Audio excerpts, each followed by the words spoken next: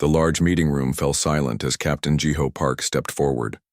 He straightened his blue uniform and looked at the alien faces around him. This was humanity's big moment, their first time speaking to the Galactic Council. On behalf of Earth, I thank you for this chance to join your community among the stars, Jiho said. His voice was calm, but his heart beat fast. The council hall was huge. Tall glass windows showed the stars outside. 20 different alien species sat at the curved table. Some had scales, others had fur. Some had many eyes, others none at all. The head of the council, a tall being with purple skin, nodded. Earth has shown much promise. Your quick growth from a planet-bound race to space travelers has impressed many. Jiho smiled. 6 months of travel through space seemed worth it now.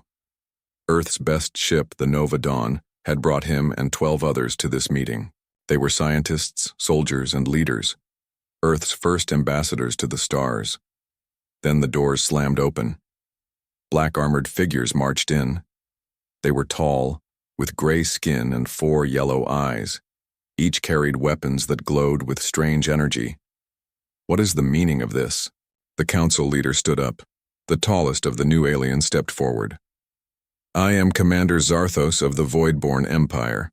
We object to this meeting. Jiho felt cold fear in his stomach. The Voidborn had not been mentioned in any briefing. The humans are not ready, Zarthos continued. They are violent, unpredictable. We have studied their history. They fight endless wars among themselves. Imagine what they would do to the galaxy. That is not fair, Jiho said. Yes, we have fought wars, but we have also created art, music, and medicine. We have grown beyond our violent past. Zarthos turned, his 4 yellow eyes to Jiho. You lie. Even now your planet has weapons pointed at itself. You would bring that chaos here? The council members looked at each other with worry. We came in peace, Jiho said. We ask only for a chance. The Voidborn Empire cannot allow this risk, Zarthos said. Then he gave a signal. The black armored soldiers raised their weapons. Energy beams cut through the air. The council members ducked for cover. Run, Jiho shouted to his team. He pulled out his pistol, a simple thing compared to the alien weapons, but it was all he had. The human security team formed a circle around the scientists. Shots were fired from both sides. A human scientist fell. Then another. Get to the ship, Jiho ordered. He fired his gun, knowing it would do little against the alien armor. But they needed time. Lieutenant Do-Yun Lee grabbed Jiho's arm. This way, Captain. They ran down the hallway, the sound of boots behind them. 4 of the 12 humans were already dead. The others ran as fast as they could. Why are they doing this? Asked Dr. Min, a scientist who studied alien life. They fear us, Jiho said as they turned a corner. They fear what humans might become. More energy beams flew past them. One hit Dr. Min in the back. He fell without a sound. The exit was ahead. Beyond it, their ship waited. Just 50 more steps. An explosion rocked the building. Pieces of the ceiling fell around them. They're bombing the dock, someone shouted. Jiho reached the door and looked outside. Their ship, the Nova Dawn, was in flames. Their way home was gone. We need another ship, Jiho said. Any ship. A smaller alien vessel sat nearby. It was their only hope. There, Jiho pointed. Lieutenant Lee, get everyone on board. I'll hold them off. Do-Yun looked at his captain. Sir, you can't. That's an order, Jiho shouted. Earth must know what happened here. Jiho took cover behind a fallen pillar and fired at the approaching Voidborn. His shots barely slowed them, but it gave the others time to reach the small ship. A beam hit Jiho's leg. He fell but kept firing. Another beam hit his arm. The pain was like fire. From the corner of his eye, he saw the small ship start to rise. Good. Some would escape. Some would warn Earth. Commander Zarthos walked slowly toward Jiho. Your fight is over, human. You have lost. Jiho laughed through the pain. This fight? Maybe. But you don't know humans very well, do you? The commander tilted his head. What? Do you mean? You think you've seen humans fight? Jiho said. You haven't seen anything yet. Then darkness took him. Back on Earth, Defense Director Ha-Yun Kim stared at the screen in horror. The message from Lieutenant Lee had just arrived. It had taken 2 weeks to reach Earth from the distant council world. Play it again, she said to her aide. Lieutenant Do-Yun Lee's face appeared on the screen. He looked tired and scared. This is an emergency message for Earth Defense Command. Our diplomatic mission has failed. We were attacked by an alien race called the Voidborn. They believe humans are too dangerous to join the galactic community. Ha-Yun closed her eyes as the message continued. Captain Park and most of our team are dead. I managed to escape with 2 others in a small ship, but the Voidborn are coming. They plan to attack Earth. They want to make sure we can never threaten them or the galaxy. The room was silent except for the sound of the message. Their technology is far beyond ours. Their weapons cut through our strongest metals like paper. Their ships are faster than anything we have. Do-Yun's face showed both fear and determination. The Voidborn are coming. We have 3 months at most before they reach Earth. Get ready. Fight with everything we have. The message ended. Ha-Yun stood up.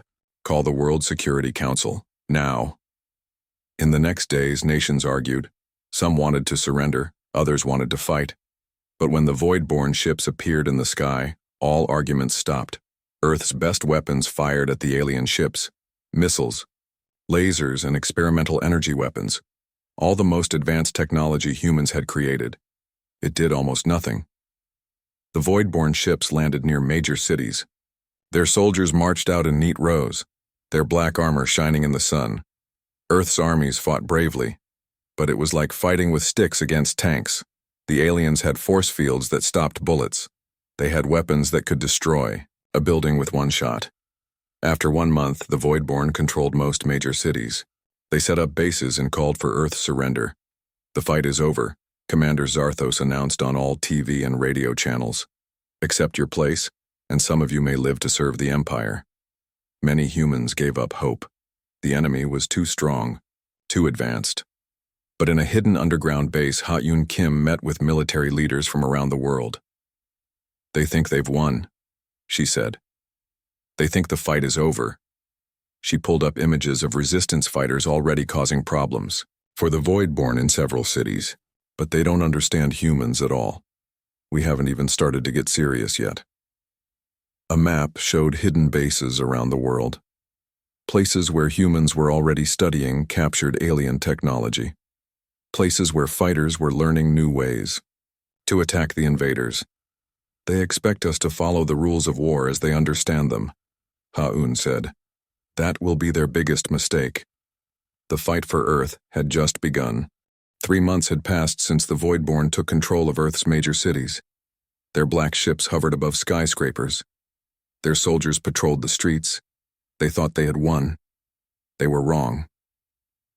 Lieutenant Do-Yun Lee pulled his hood lower as he walked through the empty streets of what was once downtown Seoul. Night had fallen and it was past curfew. Anyone caught outside would be shot on sight or taken for questioning. Neither option ended well for humans. Do-Yun ducked into an old subway entrance. The trains had stopped running months ago. Now the tunnel served a new purpose.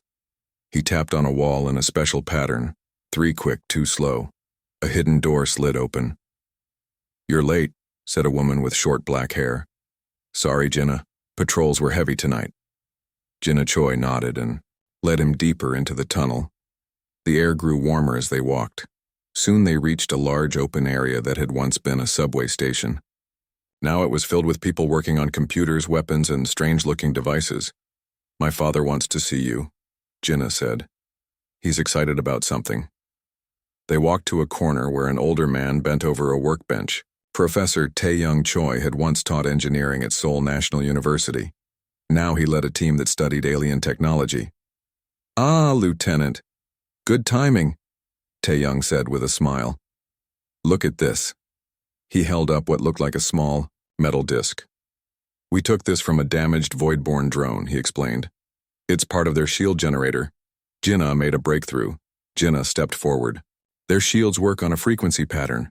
They cycle through different energy states to block all weapons, but there's a tiny gap between cycles. Do-Yun looked at the device.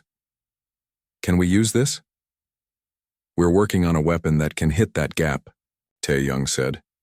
If it works, we can hurt them. Hope flared in Do-Yun's chest. It was the first good news in months. How long until it's ready? 2 weeks, maybe less, Jinna said. But we'll need to test it. Do-Yun nodded. I'll find a target. In the mountains north of the city, Colonel Sangwon Kang watched as 50 men and women trained in a hidden valley. They ran, climbed, and fought with whatever weapons they had. Some had military background. Others had been teachers, office workers, or students before the invasion. Faster! Sangwon shouted. The Voidborn won't wait for you to catch your breath. A young man fell to his knees, gasping for air. Sangwon walked over to him. Get up! I can't. I'm not a soldier, the young man said. None of us were ready for this, Sangwon said, his voice softer now. But here we are. The enemy thinks they've won because they have better ships and guns, but that's not what wins wars. He helped the young man up. Wars are won by those who want victory more, by those willing to do what others won't. The Voidborn. Fight with rules and honor. That's their weakness. The young man stood straighter. What's our plan? Sangwon smiled. They expect us to fight like soldiers. We won't. We'll fight like humans. Later that night, Sangwon received a coded message on an old radio. It was from Ha-Un Kim, now the leader of Earth's resistance. Progress on Project Thunderstorm? The Yo. Message asked. Sangwon sent back. Teams ready in 10 locations, waiting for the weapon. The reply came quickly. Seoul team reports 2 weeks. Prepare for first strike. Sangwon smiled in the darkness. Soon the Voidborn would learn what humans could do when pushed too far. Ha-Un Kim's new office was a far cry from her old one. Instead of the glass tower in Geneva where she had once directed Earth's defense, she now worked from a bunker deep beneath the ruins of the city. Maps covered the walls, showing Voidborn positions and human resistance cells. Red marks showed enemy strongholds. Green showed areas where humans still fought back. There was too much red and not enough green. Director, we have a new report from North America, an aide said, handing her a tablet. Ha-Un read quickly. The news was mixed. A resistance group had destroyed a Voidborn patrol ship, but they had lost 12 people doing it. Every day we learn more, she said. Every day we get stronger. A screen on the wall lit up. It showed the face of Lieutenant Do-Yun Lee. Director, Professor Choi's team has made progress. We need to test the new weapon soon. What kind of target do you need? Ha-Un asked. A Voidborn patrol ship would be ideal. Something small enough that we can take it down quickly. Ha-Un thought for a moment. I have something better. Our spies report that a Voidborn science team will be in the old university area tomorrow. They're studying human technology. Small group, light security. Do-Yun's eyes widened. That's perfect. If we capture them alive, we could learn much more about their technology, Ha-Un finished, and maybe take some of theirs. I'll gather a team, Do-Yun said. Be careful. This is our first real chance to strike back. The screen went dark. Ha-Un turned to look at the AIM map again. Small victories would not win this war, but they were a start. The next day, Jinna waited nervously in an abandoned building near the university. Do-Yun and 5 others were with her. They all wore ordinary clothes to blend in with any humans still allowed to move around the city. Jinna held the weapon they had created. It looked simple, just a metal tube with wires and a power pack. But inside was the technology that might change everything. There they are, Do-Yun whispered. Through the window they saw 3 Voidborn in lighter armor than usual. These were scientists, not soldiers. 2 human guards accompanied them, people who had chosen to work with the invaders. Wait for my signal, Do-Yun said. Jinna, are you ready? She nodded, trying to hide her fear. She had never been in combat before. As a physicist, her battles had been with equations, not enemies. The alien team entered a building across the street. Now, Do-Yun said. Fast and quiet. They crossed the street quickly. Do-Yun and two former soldiers took the lead. Jinna and the others followed. At the door, they paused. Do-Yun counted down with his fingers. 3, 2, 1. They burst. Inside. The human guards reached for their weapons but were taken down before they could fire. The void-born scientist turned in surprise. Jinna, now! Do-Yun shouted. She aimed the weapon and fired. A pulse of energy hit the nearest void-born. For a moment, nothing happened. Then the alien's personal shield flickered and died. The team rushed forward. One of the void-born pulled out a weapon, but it was too late. Without their shields, the aliens were vulnerable. Minutes later, it was over. Two void-born were unconscious and bound. The third was dead. They had fought too hard. It worked, Jinna said, staring at her weapon in amazement. It actually worked. Do-Yun was already gathering the alien equipment. We need to move fast. Their patrol will check on them soon. They carried the unconscious aliens and their equipment through a hidden entrance to the old subway tunnels. That night, in resistance bases around the world, the news spread quickly. For the first time, humans had captured void-born technology intact. For the first time, they had alien prisoners to question. And for the first time since the invasion, humans began to feel something they had almost forgotten. Hope. In her bunker, Ha-Yun Kim received the news with a grim smile. Tell all resistance cells, she said to her communications team. Operation Thunderstorm begins in 1 month. The Voidborn thought the fight was over. They were about to learn how wrong they were. The night was dark and cloudy, perfect for what was about to happen. In 12 cities around the world, resistance fighters checked their weapons one last time. Operation Thunderstorm was about to begin. Colonel Sang-Wan Kang looked at his team of 30 fighters. They were hidden in the woods near a Voidborn base outside of Seoul. Once this had been a human military base. Now it served the alien invaders. Remember the plan, Sang-Wan said quietly. We are not trying to win by force. We are here to confuse and divide them. The fighters nodded. Each carried a backpack with a special device made by Jinna's team. The devices would interfere with Voidborn communications. When the signal comes, we move, Sang-Wan said. His radio crackled. All teams, this is Director Kim. Operation Thunderstorm begins now. Good luck. Earth stands with you. Sang-Wan gave the signal and his team split into smaller groups. They moved through the darkness toward different parts of the alien base. At the same moment, in cities across the planet, similar teams were doing the same. Operation Thunderstorm had begun. Inside the main Voidborn command center in what was once New York City, Supreme War Leader Zarthos reviewed reports of Earth's occupation. The humans continue to resist in small ways, said his second-in-command, but they pose no serious threat. Zarthos was not so sure. He had studied human history since coming to this planet. What he learned troubled him. Humans had a strange ability to fight harder when defeat seemed certain.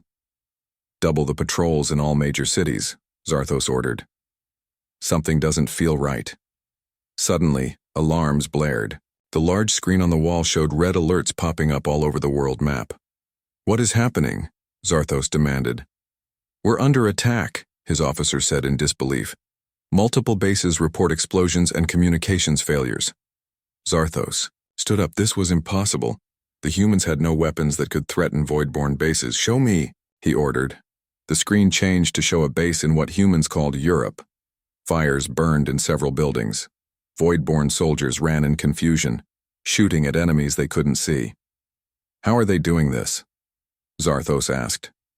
No one had an answer. Back, in Seoul, Sang-Wan's team had placed their devices around the alien base. Now they waited in the shadows as the devices activated. The effect was immediate. The Voidborn's communication systems went down. Their security sensors failed. Confusion spread among the alien troops. Phase 2. Sang-Wan whispered into his radio. His fighters began their attack. They didn't try to storm the base directly. That would be suicide. Instead, they used tricks that would confuse and frighten the enemy. Some fired shots from different positions, making it seem like they had more fighters than they did. Others used mirrors to reflect flashlights, creating the illusion of weapons. Charging up, one team released drones that flew over the base, dropping small bombs that created more noise than damage. The goal wasn't to kill, but to create chaos. "These humans fight without honor," a Voidborn officer shouted as he tried to organize his troops. "They hide in darkness and strike from shadows." Sang-Wan heard this through a captured Voidborn communication device. He smiled. "Yes," he said to himself. "We fight to win, not for honor." In the hidden bunker beneath Geneva, Ha-Yun Kim watched Operation Thunderstorm unfold on screens around her. Reports came in from resistance cells worldwide. London. Shield. Disruption successful. Voidborn in retreat from South Sector. Cairo. 3 patrol ships disabled, capturing weapons now. Sydney. Command center communications cut off. They're blind and confused. Ha-Yun allowed herself a small smile. After months of planning, humans were fighting back in a way the Voidborn didn't expect. "Director," called one of her staff. "Lieutenant Lee is ready with Phase 3. Ha-Yun nodded. "Put him through." Do-Yun's face appeared on the screen. He was on a ship, a human ship modified with Voidborn technology. "We're in position," Do-Yun said. "Jinna's virus is ready to upload." "Proceed," Ha-Yun ordered. High above Earth, a small ship approached the massive Voidborn command vessel. The ship looked like a Voidborn scout craft. Its identification codes were correct. The command vessel let it approach without question. Inside the small ship, Do-Yun Lee and a team of 5 others prepared for the most dangerous mission yet. For 3 months, they had studied the captured Voidborn scientists and their technology. They had learned how to operate their ships, speak their language, and hack their systems. "Ready?" Do-Yun asked. Jinna nodded. She held a small device that contained a computer virus she had created. Once uploaded to the Voidborn main system, it would spread to all their ships and bases on Earth. The small ship docked with the command vessel. The team wore captured Voidborn armor modified to fit human bodies. The helmets hid their faces. "Remember," Do-Yun said, "walk with confidence. Act like you belong." They stepped onto the command vessel. A real Voidborn officer met them. "Report," the officer said. Do-Yun spoke in the Voidborn language. "Scout Team 7 returning from Earth Patrol. We have data on human resistance activities for direct upload to the main system." The officer seemed satisfied. "Proceed to data center." The team walked through the massive ship. It was like a city in space. Thousands of Voidborn went about their duties. None looked twice at Do-Yun's team. They reached the data center. 2 guards stood at the entrance. "Authorized personnel only," one guard said. Do-Yun showed the officer's clearance chip they had stolen months ago. "Direct orders from Surface Command." The guard stepped aside. Inside the data center, huge machines hummed. This was the heart of the Voidborn operation on Satyun. Earth. Jinna moved to a control panel. "I need 2 minutes to upload the virus," she whispered. "Make it fast," Do-Yun said. He and the others stood guard, trying to look normal. A Voidborn technician approached. "What are you doing? That area is restricted," Do-Yun thought quickly. "System check ordered by war leader Zarthos himself." The technician seemed suspicious. "I received no such order." "Because it's classified," Do-Yun said. But he could tell the technician didn't believe him. The technician reached for an alarm button. One of Do-Yun's team acted fast. A stun weapon fired, and the technician fell. "We've lost surprise," Do-Yun said. "Jinna, hurry!" Alarms began to sound. Red lights flashed. "Done," Jinna shouted. "The virus is uploading." "Back to the ship," Do-Yun ordered. They ran through the corridors as Voidborn soldiers rushed toward them. Energy weapons fired. One of Do-Yun's team fell, then another. "Keep moving!" Do-Yun shouted. They reached their ship and scrambled inside. Jinna jumped into the pilot seat and started the engines. The docking clamps hadn't released, but there was no time to wait. "Full power," Do-Yun yelled. The ship tore free, damaging both vessels. They shot away from the command ship as weapons fired after them. Did it work? Do-Yun asked. Jinnah checked her device.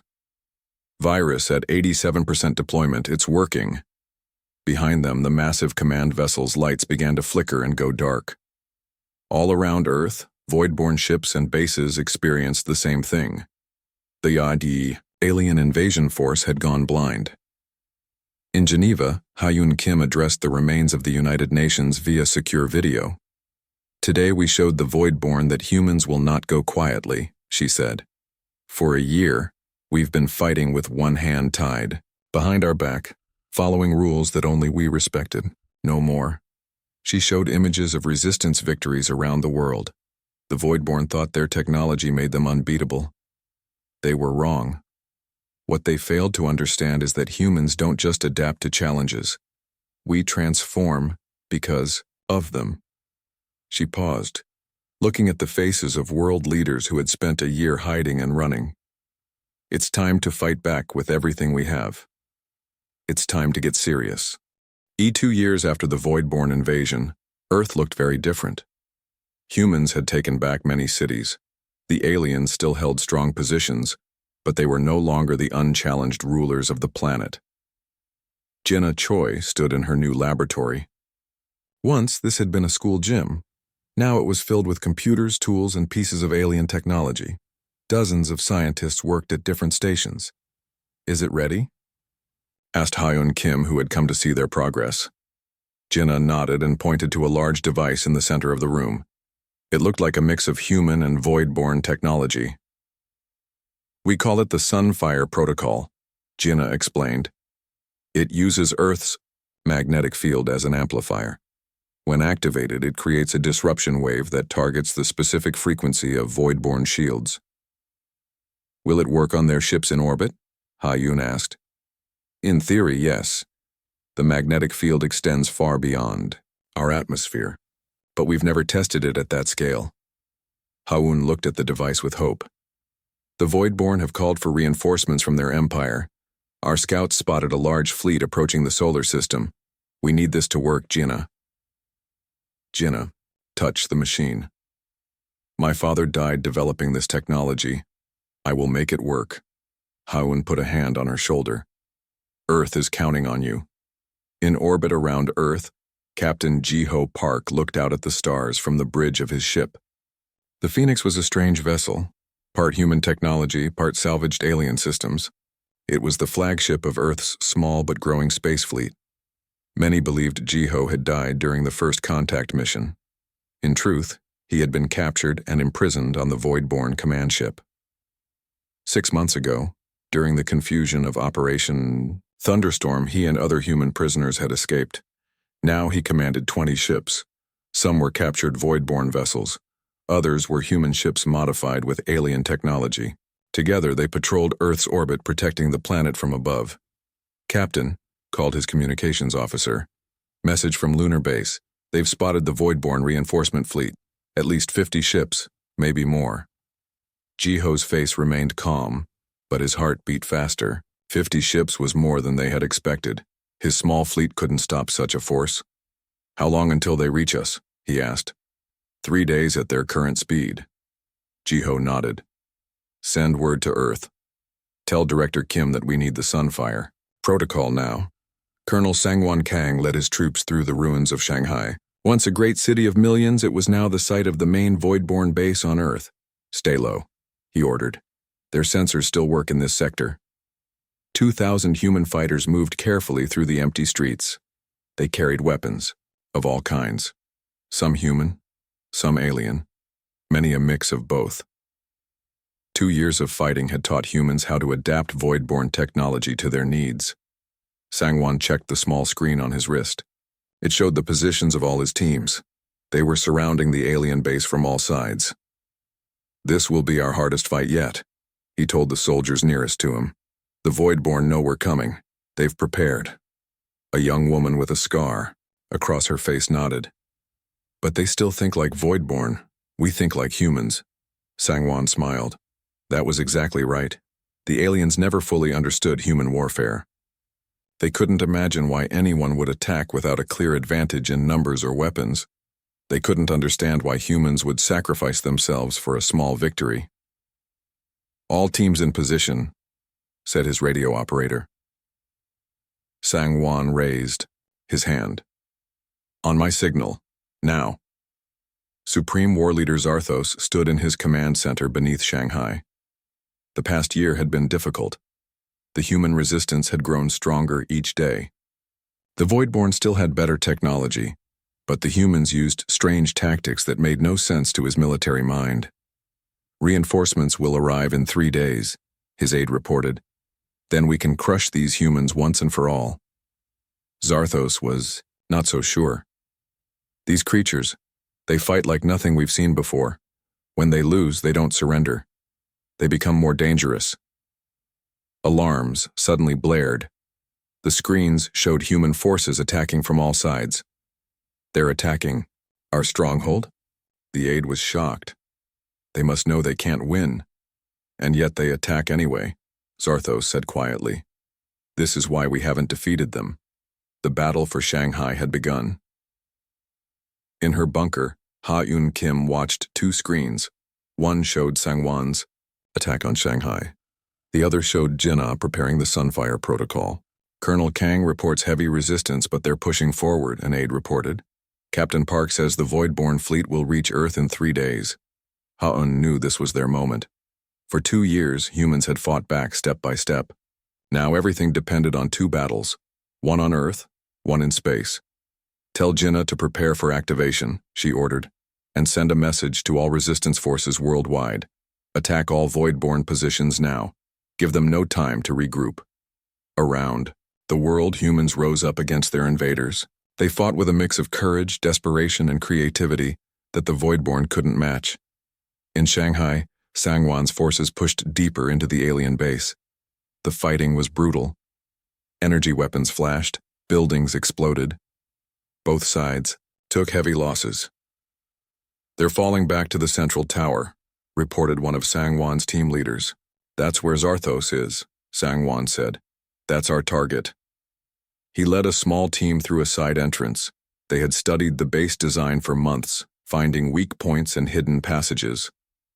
"Remember," he told his fighters, "our job is to create an opening for Team Alpha."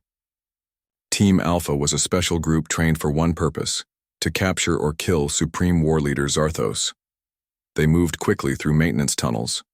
Above them, the sounds of battle shook the walls. Dust fell from the ceiling. They reached a security door. One of Sang-Wan's tech experts placed a device on the control panel. The door slid open. "We're in," Sang-Wan said into his radio. "Team Alpha, move to position." They entered a large room filled with Voidborn equipment. On the far side was another door, one that led to the command center. Suddenly, a group of Voidborn soldiers appeared. They fired their weapons without warning. 2 of Sang-Wan's team fell. The others took cover and returned fire. "We need to hold this position," Sang-Wan shouted over the noise. "Team Alpha needs 3 more minutes."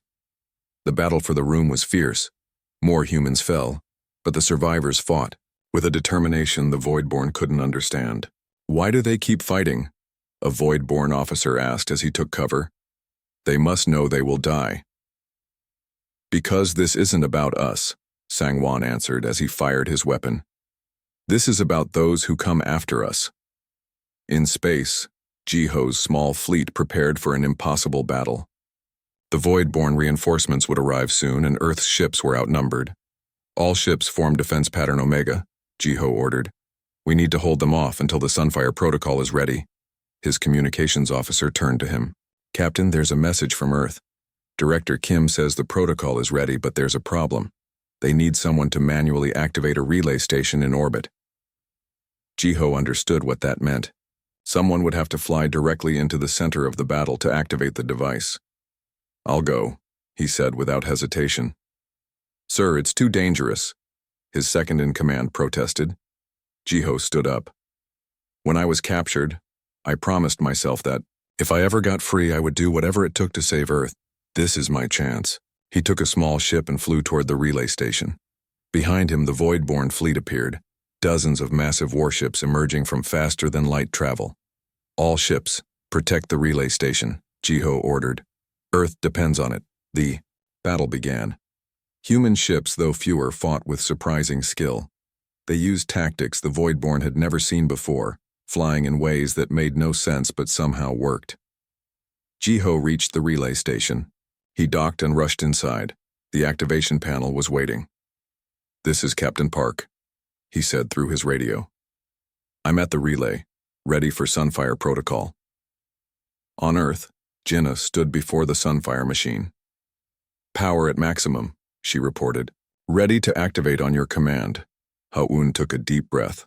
This was the moment that would decide Earth's fate. "Activate Sunfire protocol," she ordered. Jinna pressed the activation key. The machine hummed and then released a pulse of energy that spread outward through Earth's magnetic field. In space, Jiho activated the relay. The energy pulse amplified and spread across Earth's orbit. The effect was immediate. The shields on the Voidborn ships flickered and died. Their weapons went offline. Their engines failed. "It worked," Jiho shouted. "All ships, attack now." Earth's small fleet launched everything they had at the defenseless Voidborn ships. The battle turned. In an instant, in Shanghai, the same thing happened. Voidborn weapons and shields failed. The human forces surged forward. Team Alpha reached the command center and found Supreme War Leader Zarthos. The Voidborn leader looked at the humans with his 4 yellow eyes. "This is not possible," he said. The human leader of Team Alpha smiled. "You never understood us. When humans get serious, the impossible becomes possible. For the first time in the history of the Voidborn Empire, a Supreme War Leader surrendered. The battle for Earth had turned. Humanity was fighting back, and they were winning." 3 years had passed since the Voidborn first came to Earth. The planet still bore the scars of war, but humans had taken back their world. The final battle was about to begin in orbit around Earth's moon. The last of the Voidborn forces had gathered there after their defeats on Earth. They had 1 large command ship and a dozen smaller vessels. Facing them was humanity's fleet, now much larger than before. Captain Jiho Park stood on the bridge of the Phoenix, looking at the enemy. "Ships on his screen." "All ships report ready, Captain," said his second-in-command. Jiho nodded. "This ends today." The human fleet moved forward. It was an odd mix of ships, some built by humans, others captured from the Voidborn, but all had been improved with human ingenuity. "Enemy ships are powering weapons," reported the sensor officer. "They still think they can win," Jiho said quietly. "They never understood what they awakened in us." The battle began. Energy beams cut through space. Ships moved in complex patterns, fighting for position. The Voidborn fought with skill and courage, but the humans fought with something more: the burning need to secure their freedom once and for all. On the main screen, Jiho could see the Voidborn command ship.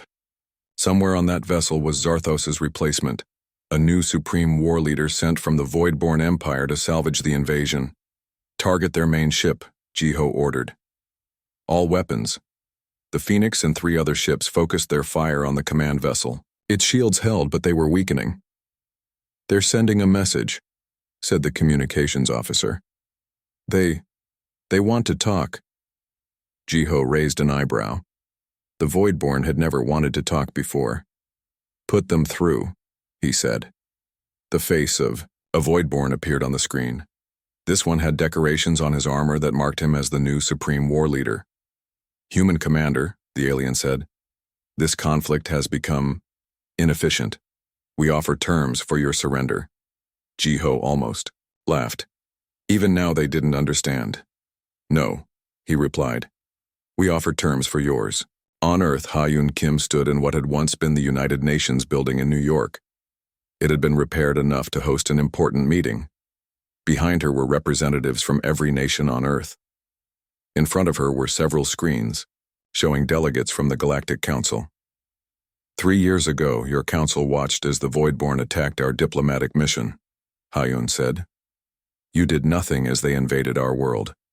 Now we ask, will you recognize Earth's right to join the galactic community? The council members looked uncomfortable. The tall purple being who led them spoke. What happened to Earth was regrettable. The Voidborn claimed you were too dangerous to join us. Perhaps they were right, but not in the way they thought. What do you mean? Ha-Yun asked. The Voidborn Empire has conquered 1,000 worlds before yours, the council leader explained. No species has ever driven them back. Until now. There was a murmur among the Earth delegates. 1,000 worlds? And humans were the first to win? We will recognize Earth's independence, the council leader continued. And we invite you to send a new delegation to the council. Ha-Yun smiled. We accept, but this time we come as equals, not as suppliants. At a military base outside Seoul, Colonel Sang-Won Kang watched as soldiers from a dozen countries trained together. But they weren't alone. Among them were aliens from other worlds learning human tactics. They fight like they have nothing to lose, said a tall, blue-skinned alien as it watched the training. Even when they could win by caution. That's the secret, Sang-Won explained. We fight hardest when we have everything to lose. Freedom, family, future, these are worth any risk. The alien seemed confused. The Voidborn taught that humans were violent and unpredictable. They said you would bring chaos to the galaxy. Sang-Won laughed. We might, but it will be the chaos of new ideas, new ways of thinking. The galaxy was too orderly, too set in its ways. Sometimes you need a little chaos to grow. In her laboratory, Gina Choi looked up from her work as Do-Yun Lee entered. How goes the Galactic Science Initiative? Do-Yun asked. Gina smiled. After the war, she had been chosen to lead a new project combining technologies from Earth and other worlds. Amazing, she said. We've learned more in 6 months than we might have discovered in a century on our own. Do-Yun nodded. And they've learned from us too. Our way of looking at problems. It's different. They follow rules and traditions. We break them when needed. Gina's computer beeped. A message appeared on the screen.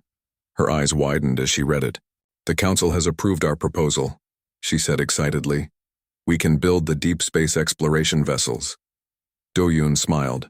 Earth is reaching for the stars again, not as conquerors or victims, but as explorers, Gina finished. As it should be. Captain Ji-Ho Park stood in the docking bay of the Phoenix, watching as supplies were loaded onto the ship. After the final battle, he had been offered command of Earth's new defense fleet. He had surprised everyone by turning it down. Are you sure about this? Do-Yun asked as he approached his old captain. Ji-Ho nodded. The defense of Earth is in good hands, but there's a whole galaxy out there, Lieutenant. Do-Yun looked at the ship. Not Lieutenant anymore. They offered me command of the defense fleet after you refused. Did you accept? I did, Do-Yun said. Someone needs to make sure Earth stays safe while you're out exploring. The two men looked at each other. They had been through so much since that first disastrous diplomatic mission. From enemies of the Voidborn to unlikely victors, the journey had changed them all. What do you think we'll find out there? Do-Yun asked. Friends, enemies, wonders we can't imagine, Ji-Ho said. But whatever comes, Earth will be ready. A voice announced the final boarding call for the exploration mission. Ji-Ho extended his hand and Do-Yun shook it. The stars called us, Ji-Ho said. Not as conquerors or victims, but as equals. That was always our destiny. In the galactic council chambers, Ha-Yun Kim took her seat as Earth's first official representative. The other delegates watched her with a mix of curiosity and caution. A very old alien with skin like bark approached her seat. Your people fought like no others we have witnessed, they said quietly. The Voidborn conquered 1,000 worlds before yours. We had no choice, Ha-Yun replied. When our survival was at stake, we had to get serious. That is what troubles many here, the ancient alien said. Most species surrender when faced with impossible odds. Humans do not. Ha-Yun looked around at the council, at the representatives of hundreds of different worlds. Some looked like animals, others like plants or even minerals. All were united by intelligence and a desire for peace. But they had never faced a threat like the Voidborn until humans showed them how to fight. Back. Earth doesn't want war, she said. We want trade, knowledge, friendship. But we will always fight for our freedom. Always. The ancient alien made a sound that might have been a laugh. The galaxy was in balance for 10,000 years. Then, humans arrived. Is that a bad thing? Ha-Yun asked. Change is neither good nor bad, it simply is. The alien leaned closer, but between us, I think the galaxy needed a little human chaos. As the council session began, Ha-Un thought about all that had happened. Earth had faced extinction and survived. Humans had been pushed to their limits and had pushed back, harder. And now they had a place among the stars. The Voidborn had thought the fight was over when they first attacked Earth. They couldn't have been more wrong, because they had never seen humans get serious before.